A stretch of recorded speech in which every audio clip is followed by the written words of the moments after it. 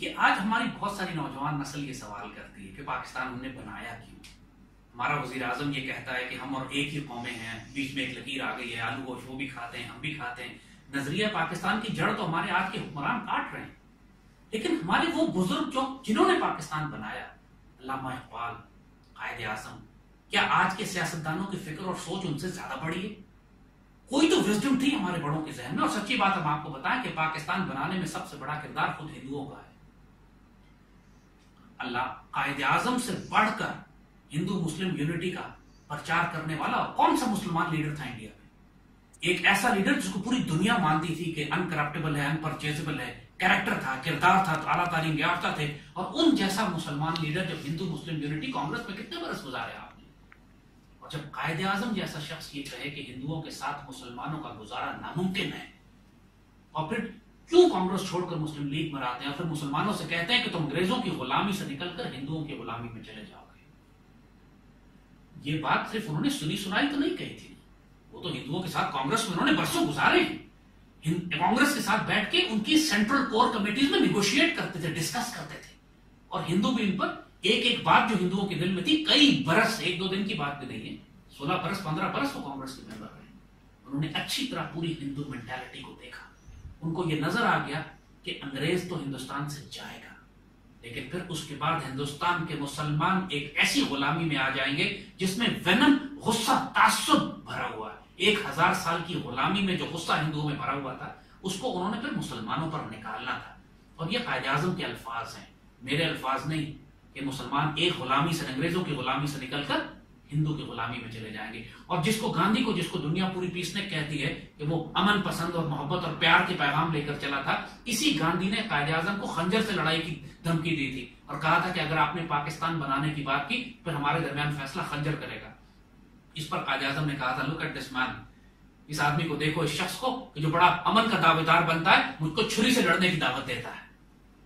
اور پھر یہی بات کہ جس طریقے سے عرض کیا ہم نے کہ پاکستان بنانے میں بہت بڑا کردار ہندوؤں کا تھا، بہت زیادہ تعداد تھی مسلمانوں کی جو مائیگریٹ کر کے پاکستان نہیں آنا چاہتی تھی، لیکن جس طریقے سے ہندوؤں نے قتل عام شروع کیا پورے ہندوستان میں مسلمانوں کا، جہاں جہاں مسلمان کانگریس کے زیر اثر تھے، جہاں کانگریس کیونکہ یعنی جہاں جہاں سارے وہ جو دیوبندی جو اسکول آف تھاٹ تھا جو کانگریس کے ساتھ کھڑا تھا، کانگریسی مولوی کہلاتے تھے وہ سارے، ظاہر ہے ان کا بہت بڑا انفلوئنس تھا انڈیا میں، وہ سارے مسلمانوں سے یہ کہہ رہے تھے کہ پاکستان ایک خواب کا نام ہے، کوئی ضرورت نہیں ہے، ہندو مسلمان بھائی بھائی ہیں، ہم مل کے رہیں گے، اور سارے بہت بڑی تعداد مسلمانوں کی ہندوؤں کے انفلوئنس میں تھی، قائد اعظم کی بات نہیں سنتی تھی۔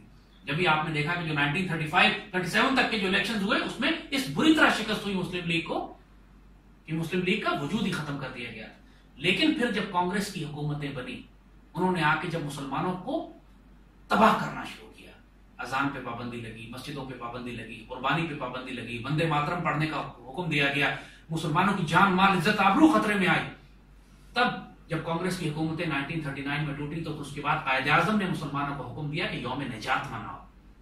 اب مسلمانوں کی آنکھیں کھلی، ان کو سمجھ آنا شروع ہوا کہ یہ ہوا کیا ہے۔ جبھی پھر 1940 میں قرارداد پاکستان میں وہ سارے مسلمان جن کو دیوبند نے گمراہ کر دیا تھا وہ سارے اکٹھے ہوئے قائد اعظم کے جھنڈے تلے، اور 1940 میں پھر انہوں نے قرارداد پاکستان پیش کی، اور پاکستان کا لفظ بھی صحیح معنوں میں پروموٹ بھی ہندوؤں نے کیا، ہندوؤں نے اس پہ طوفان کھڑا کر دیا کہ قائد محمد علی جناح پاکستان بنانے جا رہے ہیں۔ اس وقت تک مسلمانوں نے ڈیسائیڈ نہیں کیا تھا کہ آنے والے ملک کا نام کیا رکھا جائے گا، لیکن یہ بھی اللہ کی طرف سے دشمنوں نے ہمیں دے دیا، ہم نے کہا ہم نے بھی کہا ضد میں آ کے ٹھیک ہے پاکستان ہی بناتے ہیں، حالانکہ چودھری رحمت علی نے الگ کئی سال پہلے دیا تھا لیکن مسلمانوں نے اس کو اڈاپٹ نہیں کیا تھا، لیکن آفیشلی وہ ہندوؤں کے تعصب اور غصے کی وجہ سے اڈاپٹ کر لیا گیا، اور ماشاءاللہ اتنا بابرکت نام اللہ نے ہمیں دیا، بے شک اپنے دشمن کی حماقت سے، لیکن اتنا بابرکت نام ہمیں اللہ نے دیا۔ تو حقیقت اگر آپ کو بتائیں تو اس کے باوجود بھی کہ جب پاکستان بنا تو لاکھوں مسلمان یہ کہہ رہے تھے کہ ہم اپنے آباء و اجداد کی زمینیں چھوڑ کر نہیں جائیں گے، لیکن جب قتل عام شروع ہوا،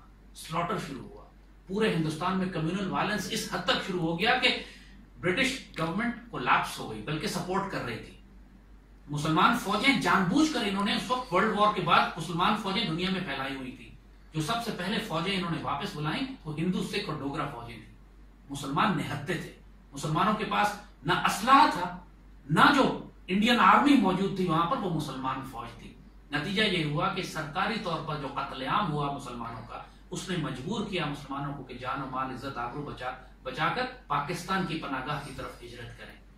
تو پاکستان میں جو اتنی بڑی تعداد میں مہاجرین پہنچے ہیں، اللہ تعالیٰ نے جو انڈیا کے جتنے مسلمانوں کو وہ نکال سکتا تھا، اللہ نے اسباب ایسے بنائے کہ ان کو نکال کر پاکستان پہنچایا۔ جو پیچھے رہ گئے آج ان کی حالت دیکھیے۔ کہنے کو لوگ ہندو اس بات کو انڈیا بڑا پروپیگیٹ کرتا ہے کہ انڈیا میں پاکستان سے زیادہ مسلمان ہیں، لیکن وہ پاکستان سے زیادہ مسلمان دلتوں، شودروں اور انٹچبل سے بھی زیادہ نچلے طبقے کے اوپر رہتے ہیں۔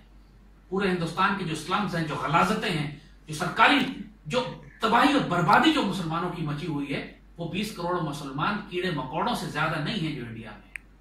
ان کی کوئی عزت نہیں ہے۔ صرف ایک غیرت مند قوم انڈیا میں مسلمانوں کو سٹینڈ لے رہی ہے، وہ کشمیری مسلمان ہیں، ورنہ باقی ہندوستان کے اندر جتنے مسلمان بستے ہیں ان کو ایک چھری رکھنے کی اجازت نہیں ہے، چاہے وہ حیدرآباد دکن کے ہوں، چاہے دہلی کے ہوں، چاہے قدیم ہندوستان۔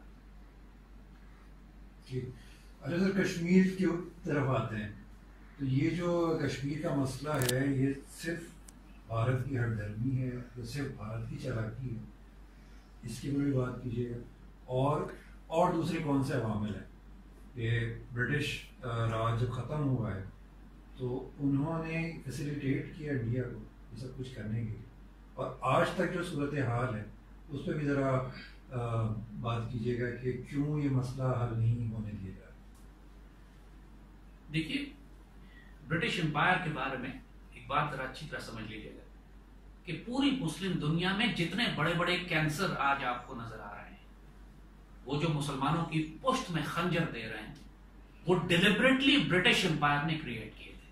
چاہے وہ پولیٹیکل کرائسس ہو جیسے کشمیر ہے، یا فلسطین کا مسئلہ ہے، یا خلافت عثمانیہ کو توڑنے کی جو سازش تھی جس کے نتیجے میں خلافت تباہ کر دی گئی، یا مذہبی فساد ہے کہ جس کا تعلق قادیانیت کے فتنے سے ہے، یا مسلمانوں میں مختلف فرقے کریٹ کرنے کی ہے۔ یہ تمام برٹش امپائر کے کینسر ہیں جو وہ مسلمانوں کے قلب میں چھوڑ کر گئے ہیں۔ کشمیر ڈیلیبریٹلی کریٹ کیا گیا تھا۔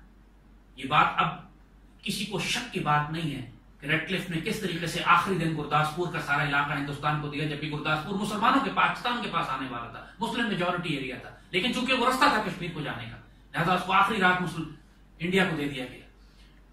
جس طریقے سے کشمیر کا کینسر کریٹ کیا گیا، قائد اعظم نے جب اس وقت چونکہ مسلمان فوجیں ہی نہیں تھی، کمانڈر ان چیف انڈیا کا بھی آکن لیک اور گریسی وہ دونوں انگریز تھے، ان کو حکم دیا گیا کہ جا کے کشمیر میں پاکستان کے لیے سیکیور کریں۔ دے ریفیوز، برٹش آرمی نے ریفیوز کر دیا کہ جا کے پاکستان سیکیور کریں۔ دوسری طرف انڈین آرمی کو اجازت دی گئی کہ وہ داخل ہو جائیں کشمیر میں۔ قائد اعظم جیسے شخص نے پھر مجاہدین کو استعمال کیا، ٹرائبل ایریاز میں جہاد آزادی کا اعلان کروایا گیا۔ خود قائد اعظم کی ڈائریکٹ سپورٹ تھی ان ٹرائبل مجاہدین کو، جو ان تمام ٹرائبل ایریاز کے لوگ جو قائد اعظم کی رسپیکٹ کرتے تھے، ان سے کہا گیا کہ اپنے قبیلوں کو لے کے کشمیر میں داخل ہو جائیے، چونکہ اس وقت کی پاکستان آرمی، اس وقت کی برٹش آرمی نے انکار کر دیا تھا کشمیر میں داخل ہونا، کیونکہ کمانڈرز سارے بٹرے کر گئے تھے، کیونکہ برٹش کمانڈرز تھے، مسلمان افسر تھے ہی نہیں ہمارے پاس۔ تو یہ، اور پھر جو چونکہ مسلمان فوجیں بھی نہیں تھی پاکستان کے پاس اس وقت، جیسے عرض کیا کہ اس وقت سیکنڈ ورلڈ وار کے بعد انہوں نے مسلمان فوجیں پورے یورپین تھیٹر سے، برما سے، ایشیا سے بلائی نہیں واپس۔ جو فوجیں واپس آئیں وہ ساری ہندو سکھ اور ڈوگرا فوجیں تھیں۔ اور پھر پاکستان کے حصے میں جو اسلحہ آنا تھا، انڈیا میں جو اسلحہ تھا، اس کو روک لیا گیا۔ سو پاکستان آرمی ڈیفنس لیس تھی، ہمارے پاس ویپنز ہی نہیں تھے۔ اور پھر جو پاکستان کے اندر جو ویپنز تھے، یہ بھی ڈاکومنٹڈ بات ہے کہ برٹش آرمی نے ان کو جمع کر کے سمندر میں لے جا کے ڈمپ کر دیا۔ پاکستان آرمی ایکچولی نہتی تھی، ہمارے پاس ویپنز نہیں تھے۔ پھر ہمارے آفیسرز اس وقت برٹش تھے، آرمی بنی نہیں تھی پاکستان کے قیام کے وقت، آرمی کا سٹرکچر ہی نہیں تھا، سولجرز ہی نہیں تھے ہمارے پاس، تو ہم کو اسی لیے پھر قائد اعظم کو ٹرائبلز یوز کرنے پڑے۔ لیکن پوری ایویڈنس اب کلیئر ہو چکی ہے کنسپریسی کی کہ یہ سازش ڈیلیبریٹلی برٹش امپائر کر کے گیا تھا کہ پاکستان اور انڈیا کے درمیان ایک پرماننٹ کینسر چھوڑ کر جائے، اور آنے والے وقتوں میں انڈیا کنٹرول کرے پاکستان کی فوڈ سپلائی، کیونکہ اسی لیے کوئی وجہ تھی کہ اس وقت قائد اعظم نے کہا تھا کہ کشمیر ہماری شہرک ہے۔ صرف لینڈ کی، زمین کی وجہ سے شہرک تو نہیں بنتی، شہرک تو ہماری اس لیے بنتی ہے کہ پاکستان ایک ایگریکلچر سوسائٹی، ہمارا پوری قوم اپنا غلہ خود پیدا کرتی ہے، ہماری فوڈ سپلائی وہاں سے آتی ہے۔ اگر وہاں کے دریا روک دیے جائیں گے، پانی روک دیا جائے گا، جو کہ اب آپ کو نظر آ رہا ہے کہ 40 50 60 سال کے بعد انڈیا نے ہمارا سارا پانی روکا۔ پہلے انہوں نے انڈس واٹر ٹریٹی کروائی، زبردستی دنیا پریشر ڈلوا کے پاکستان کے اوپر ہمارے کئی دریا لے گئے وہ، اور جو دریا تھے باقی پہ ڈیم بنا لیا انہوں نے. اور اب آنے والے دنوں میں بالکل واضح بات ہے کہ جنگیں ہمارے اور ہندوستان کے درمیان کشمیر کی زمین پر ہوں یا نہ ہوں، کشمیر کے پانی پر ضرور ہوں گی، کیونکہ وہ ہماری شہرت ہے. پاکستان کو ہم عہد زدہ ملک کر کے بھوکا نہیں مار سکتے. And when that comes, we will resort to war. اجازت دے دی جائے تو معاشرے میں انارکی پھیل جاتی ہے. تو آزادی کا جو مفہوم ہم مسلمان سمجھتے ہیں وہ آزادی حدود کے اندر ہے، وہ ویلیوز کے اندر ہے، اخلاقیات کے اندر ہے، اور کوئی آزادی مادر پیدر آزاد نہیں ہوتی. تو جب ہمارے بڑوں نے پاکستان کی آزادی کی بات کی تھی، ہمارے بڑوں نے مسلمانوں کی آزادی کی بات کی تھی، تو اس وقت اصغر سودائی کا یہ نعرہ بھی ساتھ دیا تھا. پاکستان کا مطلب کیا؟ لا الہ الا اللہ. ہماری آزادی مقید ہے لا الہ الا اللہ کی حدود میں. ہماری آزادی وہ مادر پیدر آزادی نہیں ہے جو سیکولرزم کی ہوتی ہے، کمیونزم کی ہوتی ہے، سوشلزم کی ہوتی ہے، کیپٹلزم کی ہوتی ہے. اور اس بات کو خود قائد اعظم نے بڑا کلیئرلی ڈیفائن کیا تھا کہ پاکستان میں صرف اسلامک سوشلزم کی ہم بات کریں گے، ہم کسی اور ازم کی بات نہیں کریں گے، ہم صرف اسلامزم کی بات کریں گے. اور جس چیز کی، جس ویژن کی، جس خواب کی، جس آزادی کی قائد اعظم نے بنیاد رکھی تھی، اس کو آپ علامہ اقبال سے جدا نہیں کر سکتے. آپ یہ نہیں کہہ سکتے کہ قائد اعظم ایک سیکولر آدمی تھے جبکہ علامہ اقبال پین اسلامک تھے. علامہ اقبال ایک اسپرچول تھے، علامہ اقبال ایک روحانی وجود تھے. علامہ اقبال نے جس آزادی کا خواب دیکھا تھا، پاکستان کا بننا صرف اس کی پہلی اینٹ رکھی گئی تھی. تعمیر پاکستان ایک قدم تھا، تکمیل پاکستان اس آزادی کا مقصد تھا. اور تکمیل پاکستان کو اقبال ہی نے ڈیفائن کیا تھا کہ اب لیا جائے گا تجھ سے کام دنیا کی امامت کا. پاکستان کا جو رول ڈیفائن کیا گیا تھا، جس آزادی کو، جس ویژن کو ہمارے بڑوں نے دیکھا تھا، وہ پاکستان امت مسلمہ کی قیادت کرنے کے لیے پیدا ہوا تھا. یہ وہ پاکستان تھا کہ جس نے مشرق اور مغرب میں مسلمانوں کو اکٹھا کرنا تھا. اور اسی ویژن کو قائد اعظم نے امپلیمنٹ کیا. اگر آپ قائد اعظم کی اس وقت کی پالیسیز اور اسٹریٹجیز کو اٹھا کے دیکھیے تو اس وقت آپ انڈونیشیا کے لیے بھی لڑ رہے ہیں، اس وقت آپ فلسطین کے لیے بھی لڑ رہے ہیں، اس وقت آپ پوری مسلم دنیا کے تمام بڑے بڑے لیڈرز کے ساتھ رابطے میں تھے. آج بھی انڈونیشیا میں جشن مناتے ہیں ان 500 پاکستانی سپاہیوں کا، ان کو یاد کرتے ہیں. وہ انڈونیشیا کی تحریک آزاد میں جن کو قائد اعظم نے بھیجا تھا ہالینڈ کے خلاف لڑنے کے لیے. ڈچ پلینز جو انڈونیشیا کے تحریک آزادی کو دبانے کے لیے جا رہے تھے، قائد اعظم نے کراچی میں ان کو ضبط کر لیا تھا. تو ہماری جو آزادی تھی ایک پین اسلامک رول تھا. وہ پاکستان ہمیشہ سے فلسطین کے مسئلے پہ، پاکستان بننے سے پہلے بھی قائد اعظم اور اقبال جس طرح فلسطین پر بات کرتے آئے، ہماری آزادی وہ تھی مرد آزاد. اقبال جو مرد آزاد کو ڈیفائن کرتا ہے، وہ جو تقدیر کا پابند نہیں ہوتا، وہ جو مسلک جمادات و ملا و نباتات پہ نہیں ہوتا، وہ جس کی مرضی ہوتی ہے، جس کے خدا جس سے خود پوچھتا ہے بتا تیری رضا کیا ہے. یہ مرد آزاد جب اس کو ایک خطہ زمین ملتا ہے کہ جہاں پہ وہ اللہ کے اس دین کو نافذ کرے تاکہ اس سے لیا جائے کام دنیا کی امامت کا.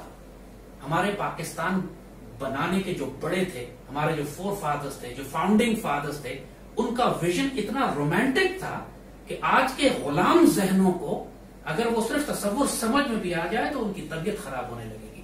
قائد اعظم نے اسی لیے یہ بات فرمائی تھی کہ میری قوم آزاد ہو چکی ہے لیکن اس کو اندازہ نہیں ہے کہ یہ آزاد ہوئی ہے، یہ ذہنی طور پر ابھی بھی غلام ہے. اور جس دن اس کو اندازہ ہو گیا کہ یہ آزاد ہے، پھر اس کو دنیا کی کوئی طاقت عروج کی منزلیں چھونے سے نہیں روک سکے گی. قائد اعظم کے الفاظ ہیں. اور پھر جو ہمارے فاؤنڈنگ فادرز نے سب سے پہلے جو قدم اٹھائے، لیوپولڈ ویس محمد اسد کے نام سے، جن کو علامہ اقبال نے خود روکا یہاں پر آ کے کہ آپ پاکستان کی تعمیر میں شریک ہوئیے.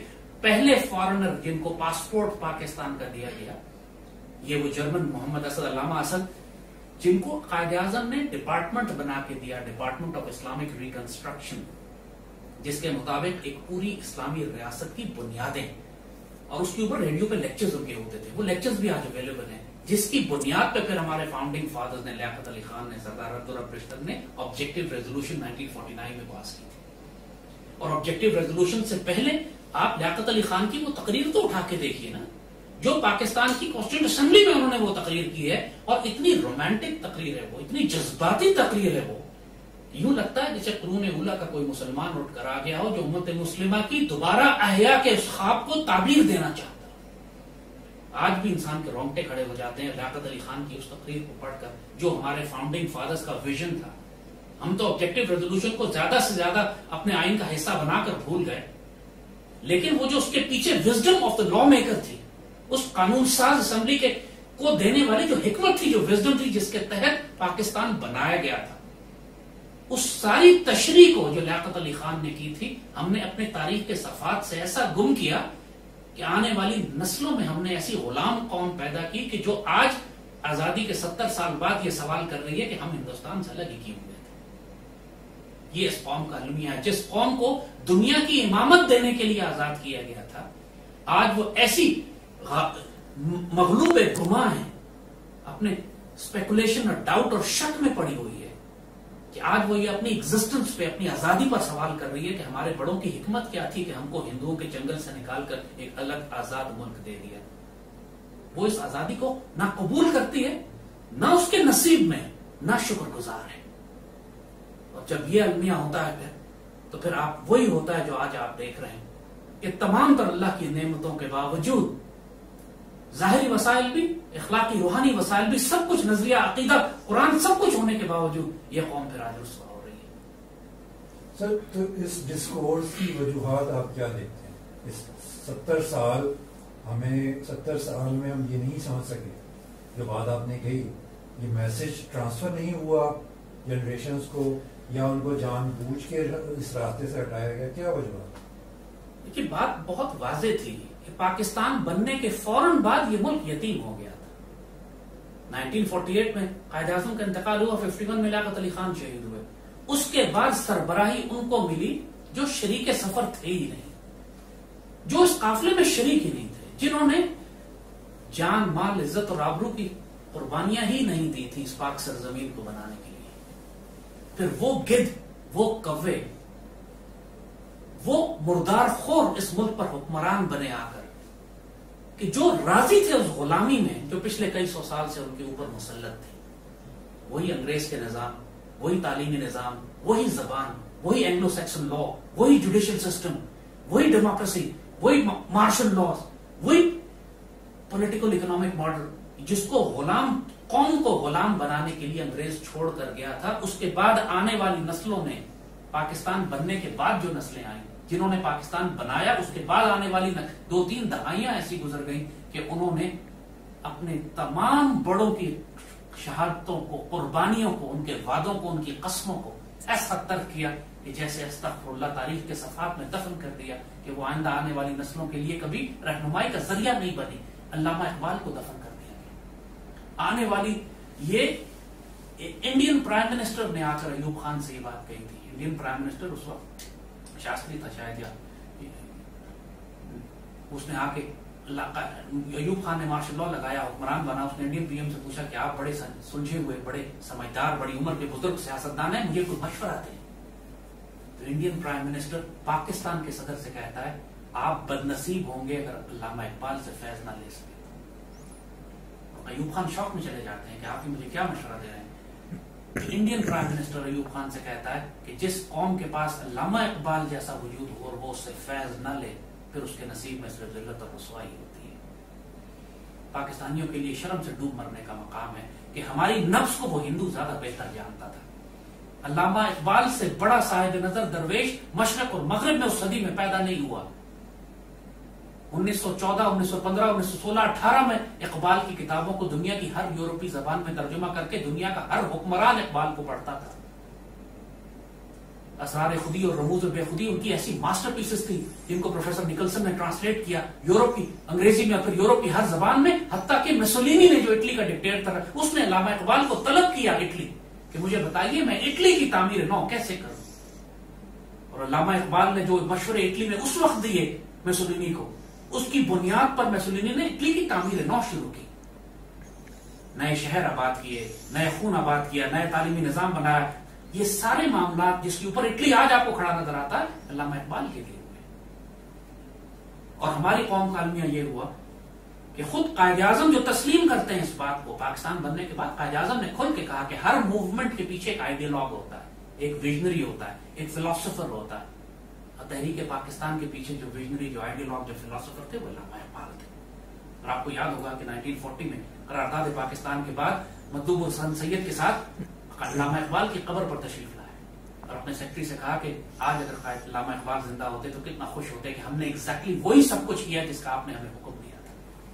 تو المیہ یہی ہوا کہ ہم نے وہ آزادی تو حاصل کی، لیکن جو ہمیں ایک فکر، ایک سوچ، ایک نظریہ، ایک عقیدہ، ایک یقین ہمیں ملنا تھا فلسفہ اقبال سے، اس کو ہم نے ترک کر دیا اور یہ قوم پھر مغلوب گما ہو گئی، شک میں پڑ گئی. جس کو اقبال ہمیشہ کہتے تھے کہ یعنی یقین پیدا کرے غافل کے مغلوب گما تو ہے. یقین ہی نہیں پیدا ہوا اس قوم کو کہ ہم آزاد ہو چکے ہیں. یقین ہی نہیں پیدا ہوا اس قوم کو کہ اللہ نے ہم کو دنیا کی حکمرانی کے لیے پیدا کیا. یقین ہی نہیں پیدا ہوا اس قوم کے اندر، یا یقین پیدا نہیں کیا گیا اس قوم کے اندر کہ اللہ نے جو پاکستان بنایا یہ صرف خطہ زمین نہیں ہے، آنے والی صدیوں کی تقدیر تبدیل کی گئی ہے اور اس کی قیادت تمہیں دی جائے گی. آپ نے یہ اگلی آنے والی نسلوں کو یہ بتایا کب؟ آپ تو آج بھی وہی اس کو تعلیمی نظام، اسی نظام کے تحت تعلیم دے کے اس کی تربیت کر رہے ہیں کہ جو انگریز چھوڑ کر گیا تھا، جو میکولے کا نظام تھا. اور یہ بات تو مارٹن لوتھر کنگ نے یہ بات کہی تھی کہ سب سے بدنصیب اور بیوقوف قوم وہ ہے جو اپنے بچوں کو تعلیم اپنے دشمنوں سے دلوائے. اور ہم یہ کیا کر رہے ہیں؟ ہم نے اپنے لوگ، اپنا علامہ محمد اسد نے تو باقاعدہ لیاقت علی خان کو مشورہ دیا تھا یہ کہ پاکستان کے سارے اسکول 1 سال کے لیے بند کر دیں، مت تعلیم دے بچوں کو.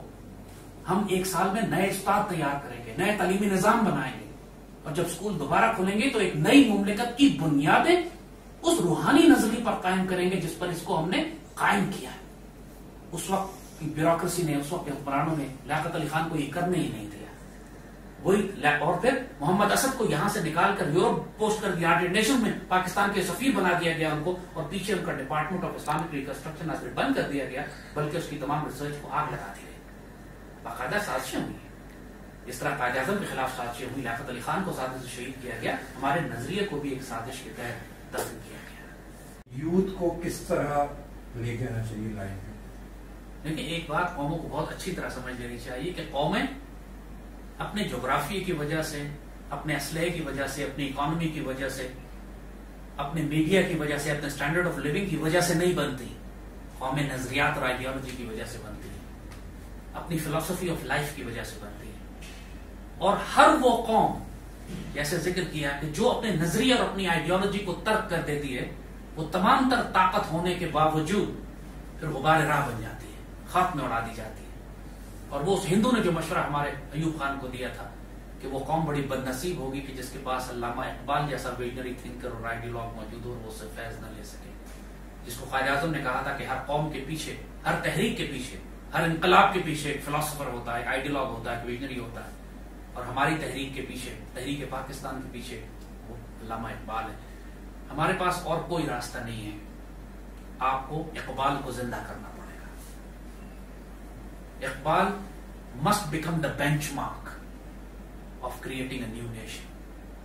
اگر آپ قوموں کی تعمیر میٹرو سے کرنا چاہتے ہیں، سی پیک سے کرنا چاہتے ہیں، ڈیمز بنا کے کرنا چاہتے ہیں، بیریا ٹاؤنز بنا کے کرنا چاہتے ہیں، انڈسٹریل ڈیولپمنٹ سے کرنا چاہتے ہیں، تو آپ دھوکہ کھا رہے ہیں. قوموں کی تعمیر اقبال سے ہوگی. آپ کو ایک نسل پیدا کرنی پڑے گی جس کو اقبال حفظ ہو، جو اقبال کے مرد مومن اور پراسرار بندے کی فزیکل پرسونیفیکیشن ہو. اس نسل کو تعمیر کرنے کے لیے آپ کو اقبال کو زندہ کرنا ہے، ٹیکسٹ بکس سے لے کر آپ کے میڈیا تک، آپ کے پولیٹیکل سوشل اکنامک ماڈلز تک. اقبال 20ویں صدی کا گریٹسٹ تھنکر، فلاسفر اور آئیڈیالوگ ہے. اور اقبال نے جو پاکستان بنایا، جو اتنی بڑی کانٹیننٹ کو ڈیوائڈ کر کے ایک نیا ملک کریٹ کر دیا، جس ویژنری نے، جس تھنکر نے، اس نے پاکستان اپنی پوئٹری سے نہیں بنایا. وہ تو علامہ قائد اعظم اور ان کے درمیان ایک پولیٹیکل ڈسکورس ہوا، ایک آئیڈیا دیا، ایک ویژن دیا جس سے انہوں نے پاکستان کریٹ کر دیا. ان کی ساری پوئٹری اس نسل کے لیے تھی جس نے پاکستان بننے کے بعد آنا تھا، جس پر اقبال نے کہا تھا کہ اس قوم کی آئندہ آنے والی نسلیں میری مٹھی میں ہیں. اقبال کو معلوم تھا کہ اقبال ایک بہتے چشمے کی طرح ہے، وہ نیور ڈرائی اپ. اسی لیے اقبال نے اپنے آپ کو زندہ رود کہا تھا. زندہ رود کہتے ہیں ایک ایسا چشمہ جو ہمیشہ، لیونگ سٹریم، علامہ اقبال کے بیٹے جسٹس جاوید اقبال نے پھر جو کتاب بھی لکھی ہے اپنے والد کی سوائے حیات، اس کا نام زندہ رود رکھا ہے، the living stream which will never dry up, جس کا فیض کبھی ختم نہیں ہوگا، جس سے قومیں سیراب ہوں گی، نسلیں سیراب ہوں گی.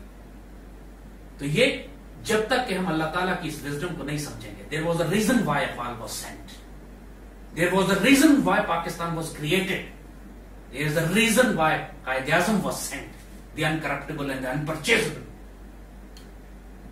There was a reason why continent was divided. اور وہ ریزن آپ کو کلام اقبال میں ملے گا.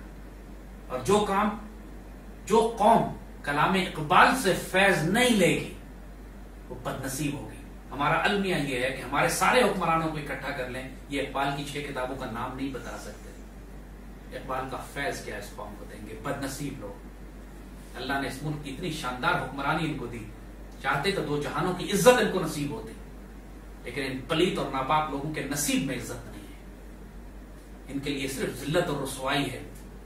یہ صرف استغفر اللہ رب العالمین، فکر ہو اگر خام تو آزادی اظہار. یہ مادر پدر آزاد تو ہو چکے ہیں، لیکن ان کی فکریں اتنی خام ہیں کہ یہ انسان نہیں حیوان بن چکے ہیں. یہ فرد کے ساتھ بھی یہی معاملہ ہے، ملت کے ساتھ بھی یہی معاملہ ہے. اس قوم کو زندہ کرنا ہے، اقبال کو پکڑیں، اس کے علاوہ کہیں سے فیض نہیں. Thank you so much. You're welcome. Thank you.